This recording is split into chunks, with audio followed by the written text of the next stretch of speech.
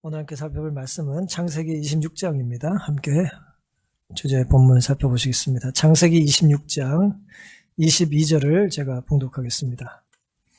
이삭이 거기서 옮겨 다른 우물을 팠더니 그들이 다투지 아니하였으므로 그 이름을 르호봇이라 하여 가로되 이제는 여호와께서 우리의 장소를 넓게 하셨으니 이 땅에서 우리가 번성하리로다 하였더라. 본문은 이삭이 주변에 그랄 사람들, 그랄 목자들이 그를 괴롭혔을 때에 그들과 싸우지 않고 다투지 않고 새로운 정착지를 찾아 우물을 팠다는 그런 내용이 되겠습니다.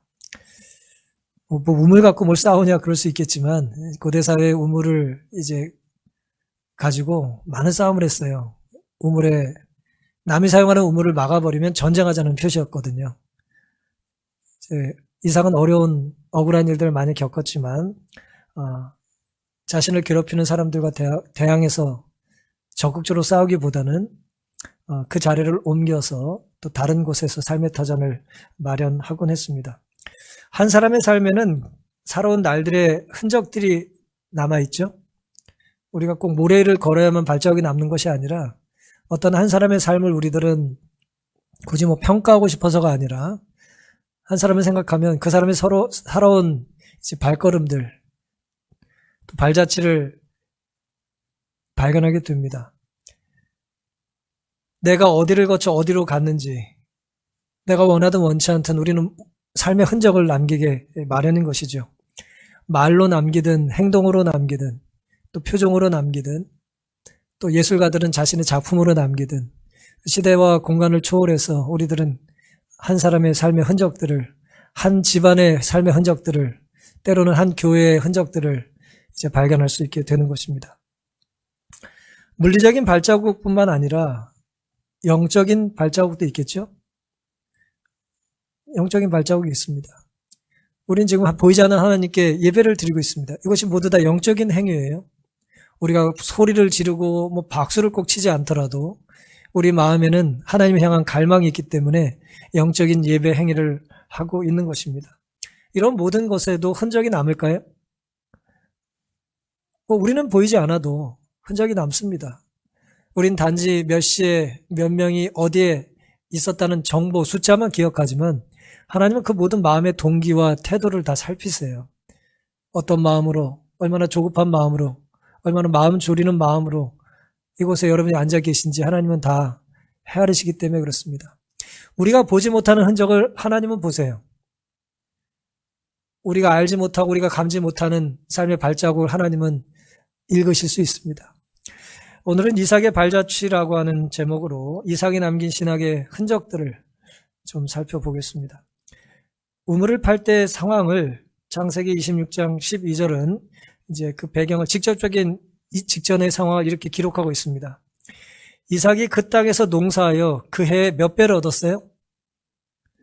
100배를 얻었답니다. 100배. 여호와께서 복을 주심으로 100배를 얻었다면 누가 복을 주신 거예요? 하나님이 복을 주신 겁니다.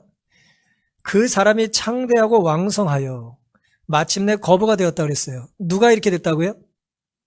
아브라함이 아니고 이삭이에요. 아버지 얘기가 아니라 아들 얘기입니다. 지금 이삭이 이렇게 거부가 됐다는 거예요. 14절 양과 소가 때를 이루고 노복이 심히 많으므로 블레셋 사람이 그를 시기했답니다. 좀 복을 많이 받고 시기도 좀 받았으면 좋겠나요?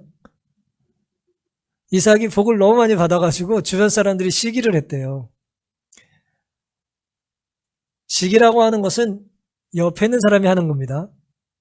저기 남미에 있는 알베르토를 저는 시기하지 않아요. 옆에 있는 사람을 시기하는 거예요. 15절 그 아비 아브라함 때 그 아비의 종들이 판 모든 우물을 막고 흙으로 메웠더라.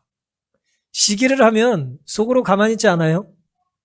생각을 합니다. 그리고 생각은 반드시 뭐가 되죠? 행동으로 나타나요. 생각은 행동으로 나타나게 되어 있습니다. 우리의 귀와 눈은 내 생각이 어디로 향하는지를 보여줘요. 그래서 우리는 태도가 중요하지 않다고 말하면 안 되는 거예요. 태도는 매우 중요합니다. 우리의 생각을 보여주기 때문에 그래요. 시기한 사람들이 가만히 있지 않고 이삭의 아버지가 팠던 우물들을 다 막아버렸어요. 아비멜렉이 그곳의 왕이었는데요. 아비멜렉이 이삭에게 이르되 내가 우리보다 크고 강성한즉 우리를 떠나가라 그랬습니다.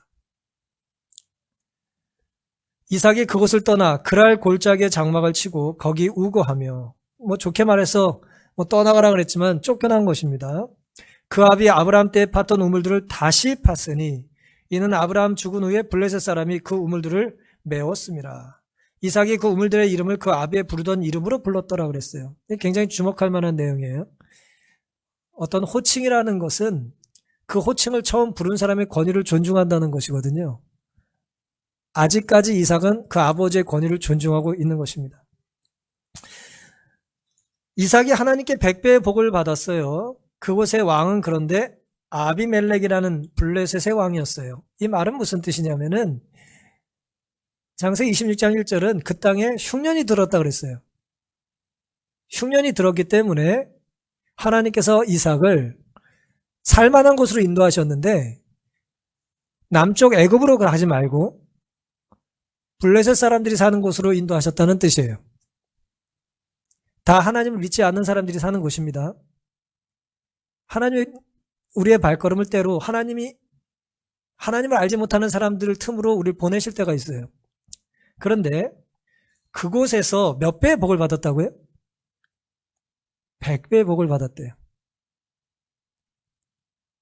하나님을 알지 못하는 사람들 틈에서 100배의 복을 받았대요. 그래서 블레셋 사람들이 시기했다는 거예요. 이스라엘 사람들이 이스라엘 땅에서 복을 받았는데 블레셋 사람이 시기한 게 아니고 블레셋 땅에 간 사람이 블레셋 사람들은 다 흉년에 어려움을 처해 있는데 100배의 복을 받았다는 거예요. 기준이 있을 거 아니에요. 이전의 기준일 수도 있고 블레셋 사람에 비추어서 그럴 수도 있었겠죠. 어쨌든 엄청난 복을 받은 거예요. 어떻게 보면 시기 받을 만합니까? 키 한 5cm, 10cm 크다고 무슨 시기 받는 세상인데 남보다 조금 넓은 집에 살고 좋은 집에 산다고 우리가 시기하는데 100배 복을 받으면 시기 안 해요? 본 적은 없어도 상상해 보세요. 여러분보다 100배를 잘하는 사람이 여러분 주변에 있다고 생각해 보세요. 나는 100시간을 했는데 이 사람은 1시간만 하는 거예요. 난 100일을 수고했는데 이 사람은 한나절만 수고하는 거예요. 나는 이 사람보다 100번 열심히 해야 돼요. 100배 열심히 살아야 돼요. 당연히 시기를 받았겠죠. 하나님께서는 이삭을 그랄 땅, 블레셋 사람들의 삶의 공간으로 인도하시면서 그에게 땅과 자손을 주시겠다 약속을 하셨어요. 아브라함에게 하셨던 약속을 동일하게 반복하신 겁니다. 그런데 놀랍게도 이삭은 그랄까지 블레셋 사람들이 사는 곳으로 가라는 것까지는 말을 잘 들었어요. 거기까지는 순종을 했습니다. 우리 그리스도의 삶은 순종과 불순종이 섞여 있죠. 어떻게 순종만 하고 어떻게 불순종만 하겠어요. 순종하던 중에 불순종하고 또 불순종하다 정체로 순종도 하고 그러지 않습니까? 이삭이 그랄까지 가는 데는 순종했어요. 그러면 거기서 마음대로 살아도 되나요? 하나님이 인도하셨으니까 마음대로 살아도 되나요, 거기서? 하나님이 교회 가라 그랬으니까 교회 가서는 마음대로 말하고 행동해도 되는 거예요? 아니죠. 그랄에 가는 것까지 순종했다라면 그곳에서 사는 것도 하나님께 여쭸어야죠. 근데 이삭은 가는 것만 순종했고 사는 것에 대해서는 하나님께 여쭙질 않았고 하나님 뜻대로 살질 않았어요. 그가 무슨 실수를 했습니까? 이 치명적인 이 집안의 약점이 하나 있어요. 그게 뭐예요? 모르는 사람 틈에서는 부인이 아니라고 말하는 거예요. 내 누이라고 말하는 것입니다. 아버지가 넌 이걸 쫓아해라라고 말하진 않았을 거예요. 아마 창피해서 아브라함이 그 얘기를 아들한테 안 해줬을지도 몰라요. 근데 이삭은 그걸 흉내를 내는 거예요. 좋지 않은 어떤 영향이 전달이 됐는지 모르겠습니다만은 이삭이 똑같이 이제 아내를 아버지처럼 누이라고 속이고 둘러댑니다. 아무리 경건한 사람도 그 삶의 흔적을 추적해 보면 실족하는 순간이 있습니까? 실족하는 때가 있어요. 창세기 26장 7절부터 보시면 그곳 사람들이 그 아내를 물음에 이제 외지 사람이 와가지고 이렇게 있는데 눈에 띄잖아요. 아내를 물었어요. 저기 누굽니까? 그가 말하기를 이삭이 대답합니다. 그는 나의 누이라 하였으니 리브가는 보기에 아리따움으로 그곳 사람이 리브가로 인하여 자기를 죽일까 하여 그를 나의 아내라 하기를 두려워함이었더라 그랬어요.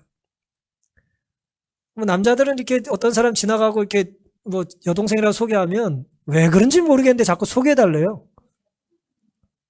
뭐 그런 어떤 이제 그런 기질들이 있단 말이죠. 예쁜 내 부인이라고 하면 이제 자기를 죽일까봐 두려워서 누이라고 소개를 했습니다. 근데 문제는 거기에 오래 살다 보니까 8절에 이삭이 그 아내 리브가를 껴안은 것을 블레셋 왕 아비멜렉이 창으로 내다본지라. 이에 아비멜렉이 이삭을 불러 이르되 그가 정녕 너의 아내연을 어찌 너의 누이라 하였느냐. 이삭이 그에게 대답하되 내 생각에, 이게 중요해요.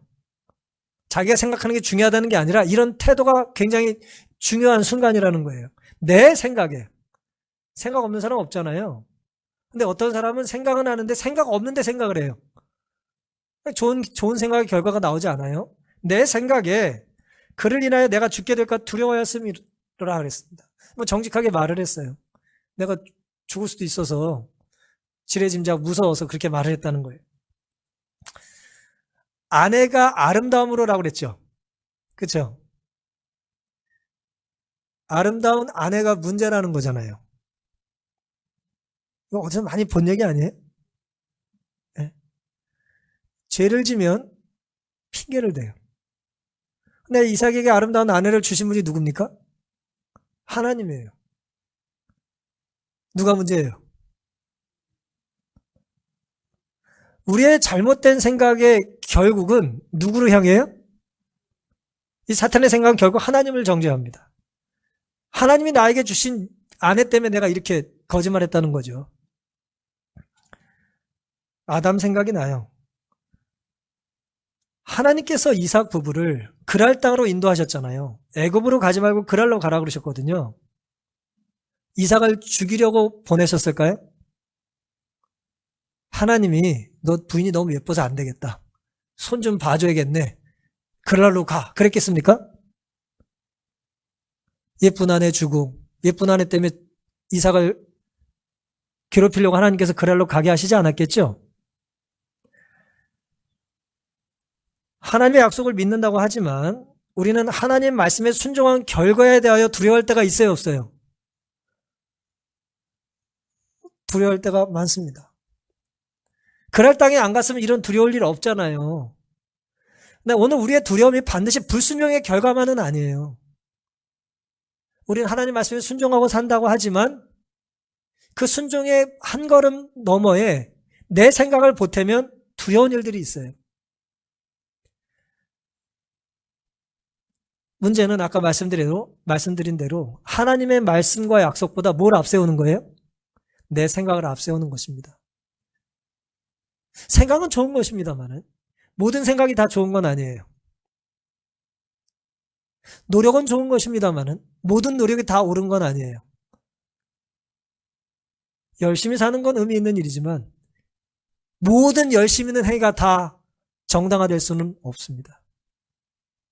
우린 역사를 통해서 나쁜 짓을 열심히 한 많은 사람들이 있다는 걸 알아요. 그들은 생각이 부족했기 때문이죠. 또 어떤 사람은 생각을 많이 한다고 하지만 엉뚱한 결정을 내립니다. 왜 그렇죠? 어떤 경우에는 우리가 생각하지 말고 순종해야 될 때가 있어요. 내 생각을 멈춰야 될 때가 있습니다.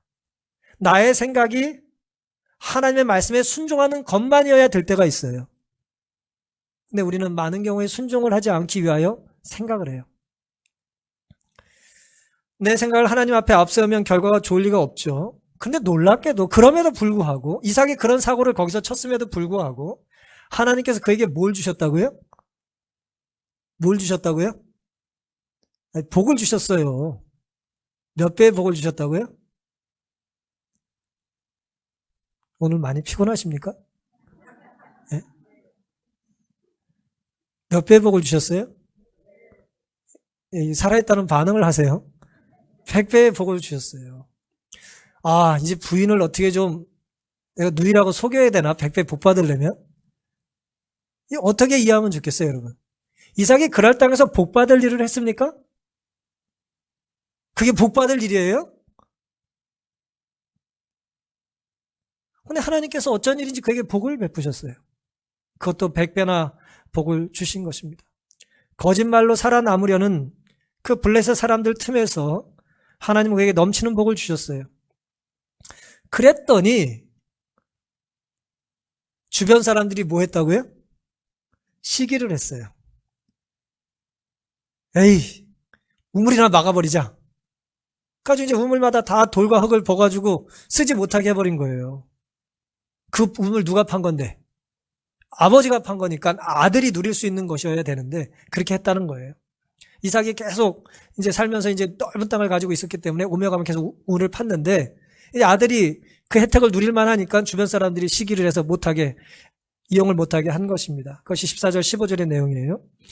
그러면서 또 뭐예요? 그곳 왕이 와가지고 넌 우리보다 너무 크니까 강성해졌으니까 딴 데로 가라는 거예요. 살만하니까 뭐예요? 또 쫓아내는 거예요. 여러분, 하나님께서 때로 우리에게 살만하게 하시고 살만한데 살지 못하게 하신다면 그것은 살만한 곳이 아닌 거예요. 하나님은 다른 계획이 있으신 겁니다.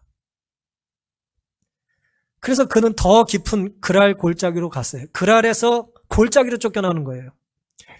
어쩔 수 없이 그는 18절에 아브라함 때 팠던 우물을 다시 팠습니다. 아버지가 팠던 거, 저 사람들이 돌 던진 걸 다시 파냈어요. 여러분 한번 생각해 보세요. 우물을 파기가 힘들까요? 다시 파는 게 힘들까요? 잘 모르겠지만 다시 파는 게 힘들다고 대답을 해야 될 것 같아요. 그냥 팔 때는 흙을 파면 되겠지만 다시 팔 때는 뭐예요? 못 파게 막은 걸 다시 파야 되니까 얼마나 힘들었겠어요. 이거 다시는 못 쓰게 해버리겠다 그리고 얼마나 악하게 강하게 돌덩이들을 쓰레기들을 집어넣겠어요. 많은 우물들이 사용할 수 없게 되었고 이삭은 그 우물을 다시 파기 시작했습니다. 사랑하는 성도 여러분, 이삭의 삶의 궤적을 우리가 살펴보면 그의 삶이 흠없고 순결하고 신실하고 정의롭고 순결해 보이세요? 그렇기만 합니까 이삭이? 중간중간 어때요? 많은 어리석은 부족한 것들이 있게 마련이죠. 어떤 면에서 우리가 좀 비슷해요. 어떤 면에서 우리보다 더 심한 죄를 져요. 두려움에 떨었고 불공정에 분노했고 하나님 찾아 살만해지고 나면 또 하나님대로 살지 않는 거예요. 이렇듯 누구의 삶에든 분명히 명함이 있습니다. 오늘 안식일에 이곳에 앉아 계신 우리의 모습이 밝은 면이라면 예배를 마치고 집에 돌아가고 일터에서 사는 우리의 모습 속에 때로 어둠이 있는 거죠. 누구든 밝음과 어둠이 늘 교차해서 살아요. 조울증 말씀하셨는데 조증도 있고 우울증도 있는 거예요. 우리의 삶은 그렇습니다. 오르락과 내리막이 반복 때문에 그렇습니다. 낯선 곳에서도 과분한 축복을 주시는 하나님이 계시다는 것이 내가 자랑할 수 있는 밝은 면이라면 하나님을 모르는 이들 때문에 내가 괴롭힘을 당한다는 것은 어두운 면이죠. 내 삶의 흔적이 빛과 어두움을 교차하듯 기쁨과 슬픔과 감사와 불평이 우리에겐 반복됩니다.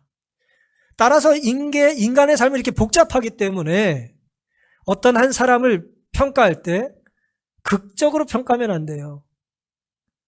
그 사람에게는 양면의 모습이 다 있는 거예요. 그 사람이 그 상황에 그런 모습을 가졌다고 해서 그게 그 사람의 전부가 아닌 거예요. 그 사람은 전혀 다른 모습에서 아름다운 모습을 갖고 있을 수도 있고 전혀 다른 상황에서 추한 행동을 할 수도 있는 거예요. 그게 인간의 모습입니다. 그러니 나에 대한 사람들의 평가에 너무 귀를 기울이지 마시고 나에 대한 누구의 평가를? 하나님의 평가와 인도하심에 늘 우리가 주목하고 중요하게 여기며 살게 되시기를 간절히 바랍니다. 도대체 그럼 얼마나 더 옮겨야 될까요? 우리의 삶의 울타리와 삶의 여정이 어디서 끝날 수 있겠냐는 거예요. 19절부터 보시면 창세기 26장 이삭의 종들이 골짜기에 파서 샘 근원을 얻었더니 그랄 목자들이 이삭의 목자와 다투어 가로되 시비를 걸어요. 또 이 물은 우리 것이야 우리의 것이라 하며 이삭이 그 다툼을 인하여 그 우물 이름을 에색이라 하였으며 또 다른 우물을 팠어요. 옮겨가지고 한참 옮겨서 또 다른 우물을 팠더니 그들이 또 와서 다툽니다. 시비를 걸어요. 그래서 그 이름을 신라라고 부르고 옮겼습니다. 22절. 이삭이 거기서 옮겨 다른 우물을 또 팠더니 그들이 다투지 아니하였으므로. 이제는 블레셋 경계를 자꾸 넘어가는 거예요. 이제 여기까지 와가지고 괴롭히지 않는 거예요.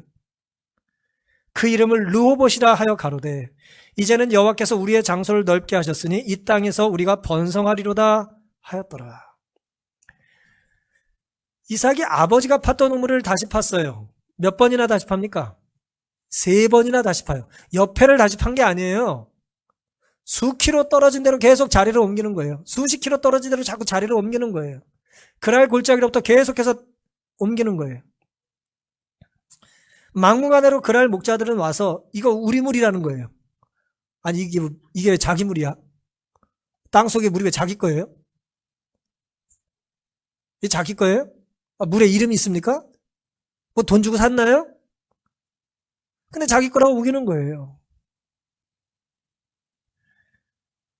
시비를 거는 것입니다. 그래서 이삭은 이전에 있었던 우물들은 아버지가 정해둔 이름대로 부르다가 이 상황에서는 이름을 이제 자기가 져주죠. 어떻게 집니까? 에색이라 불렀어요. 이 에색이라는 뜻은 강탈당했다는 뜻이에요. 강탈이라는 뜻입니다. 또 옮긴 곳의 우물은 신라라고 불렀어요. 아직도 적대적이구나. 적대감이라는 뜻입니다. 그리고 세 번째 옮긴 르호봇이라는 자기가 부른 그 우물은 넓은 지역이라는 뜻이에요. 이제는 우리를 괴롭히지 않을 만큼 넓은 곳, 다른 곳으로 하나님이 나에게 복을 주셨다는 것이죠. 3번이나 우물을 뺏기고 돌로 흙으로 메꾼 우물을 다시 파야 했습니다. 황당한 수고를 한 거예요. 황당한 수고를 한 거예요. 어떤 생각을 하며 이런 일을 했을까요? 사람인지라 무슨 생각했겠습니까? 우물 자꾸 파는데 누가 와서 돌 던지고 쫓아내요. 예? 우리 물이라고 우겨요. 그럼 어떤 생각 들겠어요, 우리가? 뭐 이전에 생각 안 하셔도 되니까 지금 한번 생각해 보세요. 어떤 생각 드시겠어요, 여러분? 약속을 해놓고 자꾸 어겨요, 지금. 예? 9시에 만나자로 나갔더니 안 나와. 그 다음날 9시에 나가자 갔더니 또 안 나와. 그 다음날 9시에 나가자니 또 안 나와. 무슨 생각이 들겠어요? 날 놀리나? 누구 바본 줄 아나? 그런 생각 들지 않겠어요? 근데 이 사람이 나한테 왜 그러나 생각이 들 거 아니에요. 생각해보니까 잘못한 게 있어, 없어? 윤봉희 집사님은 없대는데 왜 없어요? 있죠. 이삭이 잘못한 게 왜 없어요? 있죠. 부인을 속였잖아요. 내가 벌을 받고 있다는 생각을 안 했겠냐 말이에요. 안 했겠어요? 사람이니까 생각하니까 연결이 당연히 안 되겠습니까? 내 잘못에 대해서 하나님 벌을 주시나 보다. 뭐 그런 생각을 했을 거라는 거죠. 그게 옳든 그르든 사람은 그런 생각이 돼야 안 돼요? 들어야 안 들어요? 들게 돼 있습니다. 뺏길 때마다 그런 생각이 들었을지 모르겠어요. 하지만 우리가 여기서 이제 생각해 봐야 될 것은 그의 속은 제가 모르겠지만 겉으로 드러난 어떤 이삭의 태도 속에는 아버지의 우물을 뺏긴 것 같이 보여도 그가 보인 반응은 여전히 아버지의 우물을 지키고 있는 것 같이 보여지는 거예요. 어떤 면에서 그렇습니까? 그거는 아버지의 우물, 물리적인 우물, 물을 주는 우물을 물려받았다기보다는 이삭의 심령 속에는 영적인 우물, 신앙이라는 우물을 물려받은 것을 지키고 있었어요. 그는 태도를 통해서 그걸 보여주고 있는 것이죠. 물론 뺏을 때 무조건 뺏기는 게 하는 뜻은 아니에요. 아버지 아브라함은 조카가 잡혀갔을 때 부하들 데리고 와가지고 다 때려 부수고 와가지고 하나님께 11조를 내기도 했어요. 사람마다 자신이 믿는 하나님에 대한 믿음의 반응과 태도가 항상 일치하는 건 아니에요. 이런 기질을, 아브라함의 기질을 에서가 물려받았고 이삭의 기질을 야곱이 물려받은 것 같아요. 어쨌든 다 신실한 태도였죠. 뭐 에서는 좀 예외입니다만은. 물리적인 우물은 원수가 뺏어갈 수 있습니다. 그렇죠? 원수가 뺏어갈 수 있어요. 이 물리적인 이 공간을 조합이 우리에게 협박할 수 있어요. 하지만 우리가 믿음으로, 기도로, 헌신으로 세웠던 하나님을 섬기는 신앙이라고 하는 보이지 않는 교회를, 이 신앙 공동체를 원수가 뺏어갈 수 있습니까? 뺏어갈 수 없습니다. 원수는 그것까지 뺏어갈 수 없고 하나님이 그것까지 허락하지는 않으세요. 이삭이 퍼올렸던 것은 우물을 옮길 때마다 H2O, 물이 아니에요. 물리적인 물만이 아니라 신앙의 깊은 우물을 그는 퍼올린 것입니다. 우리가 살다 보면 여기서도 쫓겨나고 이번 일도 잘못되고 이번 일도 억울한 일이고 이번에도 고생이라는 번번이 고생한다는 것에 대한 불평을 할 수가 있지만 우리가 조금만 생각을 바꿔보면요. 하나님은 이번에도 물을 주시고 이전에도 물을 주시고 이 다음에도 물을 주실 거라는 걸 경험적으로 알아요, 몰라요? 이삭은 아는 것입니다. 지난번에도 뺐더니 또 뺏으십니까가 아니라 지난번에도 물을 주셨다가 이번에도 또 물을 주실 겁니까? 라는 질문을 해야 되지 않겠습니까? 우린 그런 믿음의 태도가 필요한 것입니다. 불평 대신 우린 그래서 감사할 수 있는 것이죠. 필요한 것을 얻기 위해서는 때로 필요 없는 것을 제거해야 될 때가 있나요? 아니에요. 필요한 것을 담기 위해서는 기존 바구니에 필요 없는 게 있으면 뭐 해야 돼요? 끄집어내야죠. 그렇죠? 좋은 것을 담기 위해서는 뭐부터 닦아야 돼요? 그릇부터 닦아야죠. 그릇은 무슨 밥통같이 됐는데 거기에 무슨 뭐 좋은 거 담으면 그게 뭐가 되겠어요? 그릇부터 닦는 것이 필요하죠. 우린 무엇을 제거해야 될까요? 우리의 영적인 우물을 파기 위해서 이기심과 탐욕과 시기와 허영과 거짓과 정욕과 정죄와 비난과 습관적 게으름, 우리의 우물에 있지 말아야 될 것들을 우리는 제거해야 될 필요가 있는 것입니다. 우리의 신앙의 우물을 더럽히는 것들이에요. 남이 집어넣은 것도 있지만 사실은 많은 경우가 내가 반응해서 집어넣는 거예요. 우린 이런 것들을 꺼내고 또 꺼내야죠. 당연히 인간의 노력과 수고만으로는 불가능해요. 왜요? 남들은 한 번도 안 판 우물을 자꾸 파라고 하니 이거 뭐 힘들지 않아요? 어떠세요? 여러분 사시다가 여러분이 살고 있던 땅을 재개발이라고 해서 땅을 가져가. 근데 이걸 3번씩 한다고 생각해보세요. 이사 갈 때마다. 힘들 거 아니에요. 그렇죠? 투자를 잘한 거라고 생각하시면 그런 답이 안 나오고. 예? 괴로운 일이 반복된단 말이에요. 얼마나 힘들어요. 그때 우리가 생각해야 될 건 뭐예요? 우리 노력과 의지 갖고는 안 되는 거예요. 우리 생각을 잠시 멈추는 것입니다.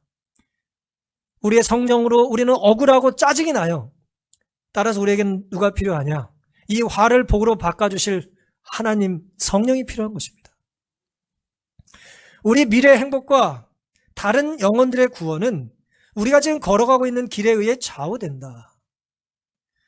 우리는 진리의 영으로 지도받을 필요가 있다. 지금 내가 걸어가는 길이 우리의 구원뿐 아니라 다음 세대의 구원을 결정할 수 있다는 거예요. 물론 우리가 부족한 부모죠. 부족한 신앙의 어른들의 모습을 가지고 살고 있죠. 하지만 그럼에도 불구하고 오늘 우리가 바로 선택한다면, 오늘 우리가 바르게 판단한다면 하나님의 약속을 믿고 다시 우물을 파는 수고를 우리가 거부하지 않는다면 이 다음 세대는 우리가 길었던 그 신앙의 우물을 누릴 수 있게 될 것입니다. 술 취하지 말고 성령의 충만을 받으라는 말씀을 사도가 하셨어요, 바울이. 성령의 충만을 받으라는 건 성령이 성령을 우리에게 넣어주시길 원한다는 뜻입니다. 우리가 누구의 인도를 받고 있는지를 생각해 볼 필요가 있겠습니다. 우리 주변에는 명분 있는 반항이 가득하죠. 이렇게 말할 수 있겠어요. 내가 그 아래에서 산다 그랬어요? 내가 언제 그 땅을 달라고 그랬습니까? 내가 이렇게 살게 해달라고 언제 기도했습니까? 누가 100배나 복을 달라고 한 적이 있습니까? 복을 주셔서 시기까지 받게 왜 이러십니까? 그렇게 생각이 들 수도 있어요. 한 번도 아니고 지금 몇 번이나 더 수고를 해야 되는 것입니까? 기도하면서 때로 이게 우리가 하나님께 따지죠. 침묵만 하지 마시고 좀 입이 있으시면 말씀 좀 해보시라고. 네. 확실하게 한 번만 대답해 달라고 말이에요. 우리가 그런 간절한 기도를 할 때가 왜 없습니까? 중요한 것은 우리가 하나님 말씀대로 살 때에 세야 될 건 횟수가 아니에요. 내가 몇 번 순종했는지의 횟수를 세는 것보다 더 중요한 것은 이 방향이 옳은지에 대한 것입니다. 내가 옳은 방향으로 가고 있다면 우리가 몇 발자국을 걷든지 그건 중요하지 않습니다. 바르게 가고 있는 거예요. 하지만 빠르게 가도 방향이 잘못되면 어떻게 될까요?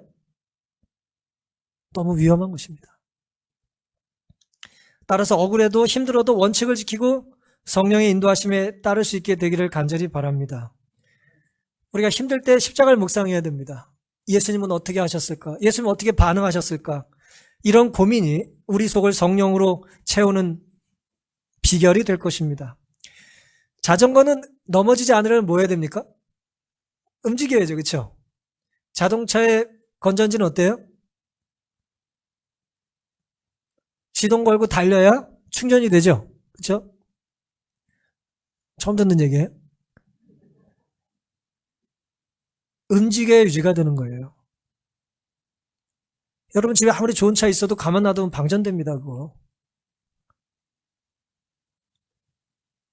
성령은 우리가 명분을 내세워 다툴 때보다 하나님을 생각해 양보할 때 즐겨 다가오십니다. 성령은 우리가 가장 힘들 때 가장 강력하게 역사하실 수 있습니다. 이삭이 순종할 때마다 하나님은 한 걸음 한 걸음씩 하나님께서 예비한 곳으로 그의 발걸음을 이끌고 계신 겁니다.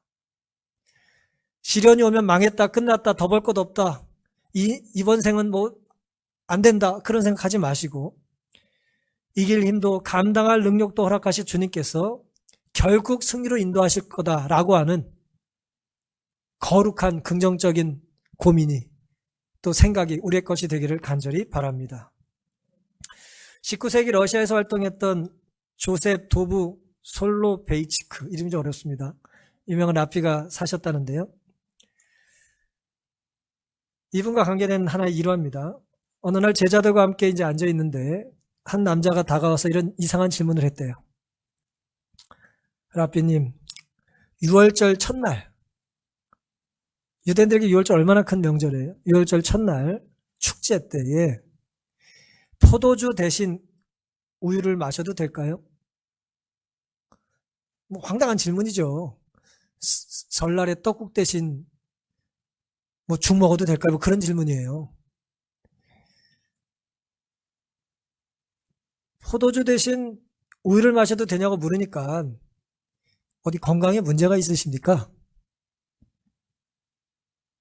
질문했더니 아니라는 거예요.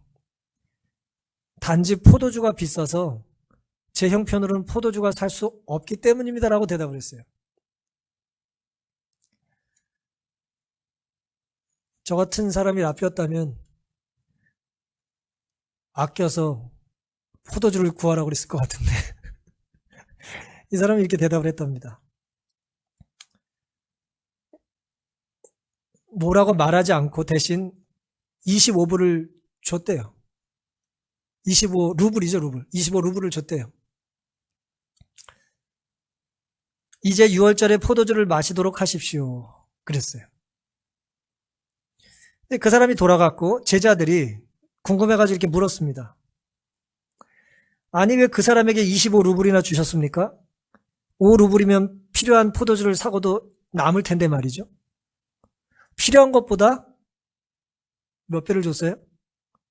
충분한 것보다 5배를 더 줬다는 거예요. 5불이면 충분히 포도주를 사고 남는데 5배 더 준 거예요. 25루블을 준 거예요. 그때 솔로베이치크 라피가 이렇게 대답했답니다. 그가 6월절에 우유를 마시려 했다면 고기 살 돈도 없지 않겠냐. 뿐만 아니라 6월절 첫날 밤 축제 때 사용할 다른 물건들을 살 돈도 없을 것이다.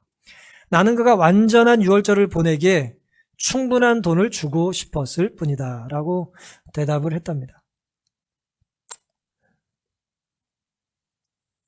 사랑하는 성도 여러분, 때로 누군가 진정 필요한 도움을, 충분한 도움을 주길 원한다면 누구에게?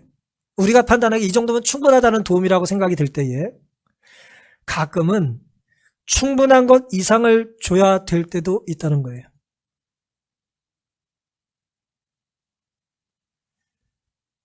하나님이 이삭에게 그러셨어요. 100배까지 안 줘도 되잖아요. 그렇지 않습니까? 그렇지 않아요? 월급을 무슨 100배를 올려줘요. 10%만 올려줘도 되잖아요. 100배면 도대체 제 월급이 얼마예요?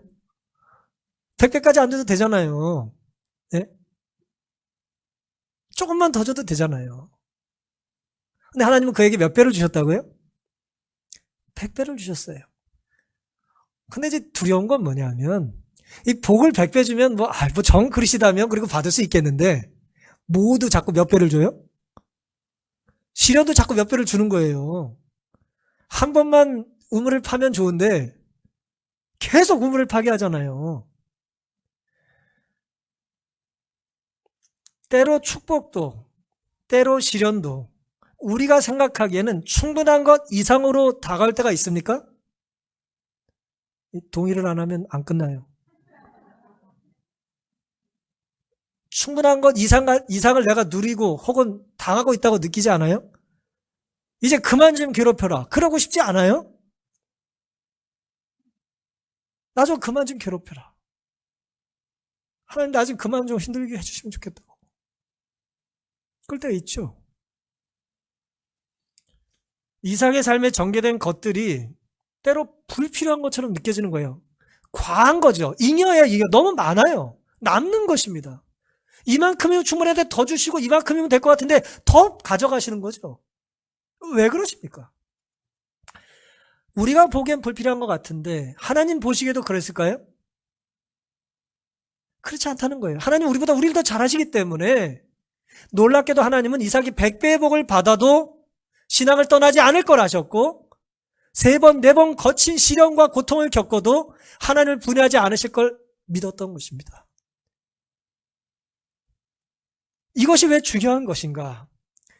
우리는 칼을 만드는 장인들이 당금질을 하고 쇠를 계속 두드려야 쇠가 어떻게 된대요? 칼이 단단해진다는 걸 우리는 잘 알아요. 우리 신앙인의 삶은 어떨까요? 우리가 알지 못하지만 하나님은 우리가 그것이 필요하다는 걸 아시고 그걸 믿으시고 우리에게 허락하시는 것입니다. 우리를 더 아름답게 변화시켜 주시겠다는 그런 꿈을 가지고 계신 것이죠. 시련이 없이 우리가 교회를 옮길 수도 있고 시련이 없이 교회가 재건될 수도 있겠죠. 하지만 하나님은 시련을 통해서 한 번의 시련을 통해서 두 번의 시련을 통해서 세 번의 시련을 통해서 아직 미래를 알지 못하는 두려움을 남겨두시는 여지를 통해서 우리를 하나님은 지금 뭐하고 계세요? 아름답게 다듬고 변화시켜 주고 계신 것입니다. 그 상황이 힘들죠. 개인도 힘들고 가정도 힘들고 때로 교회도 힘들고 온 국가가 힘들 수 있습니다. 하지만 하나님은 우리를 통해서 시련을 통해서 우리를 변화시켜 주기를 원하시는 것이죠. 아름답게 우리를 망치라고 계신 것입니다. 로마서 8장 17절 18절 자녀이면 또한 후사 곧 하나님의 후사요 그리스도와 함께한 후사니 우리가 그와 함께 영광을 받기 위하여 모두 함께 받아요? 모두 함께 받습니까? 고난도 함께 받아야 될 것이니라. 생각건대 현재의 고난은 장차 우리에게 나타날 영광과 비교할 수 있어요? 없어요? 좋게 비교할 수 없습니다. 이게 하나님께서 오늘 우리에게 주시는 답이에요. 현재의 고난은 이 고난을 견디는 사람들에게 때로 이 축복을 견디는 사람들에게 이 시련을 견디는 사람들에게 비교할 수 없을 거라는 거예요. 장래의 영광과 아브라함이 잠들고 없어요. 이제 더 이상 이삭에겐 아버지가 없어요. 그 아버지 역할 누가 하고 계신 거예요? 하나님이 하고 계신 거예요. 아버지의 우물만 주신 것이 아니라 아버지의 하나님이 그와 함께 하셨다는 것입니다. 이삭이 누릴 장래의 영광을 위해 하나님은 그에게 잠깐의 고난을 주셨어요. 그러니 우리도 우리의 생각을 접고 하나님의 인도하심과 신실하심을 생각하며 믿고 사시기를 간절히 바랍니다. 지금이 우리가 우물을 다시 파야 될 순간이라면 또 파야 될 순간이라면 하나님께서 내게 더 넓은 곳으로 더 시원한 우물을 인도해 주시기 위해 마련하신 것이다 라고 믿고 미리 감사하고 순종의 삽을 과감히 뗄 수 있는, 팔 수 있는 그런 각오와 다짐을 하는 우리가 되기를 바라면서 오늘 말씀을 마치겠습니다.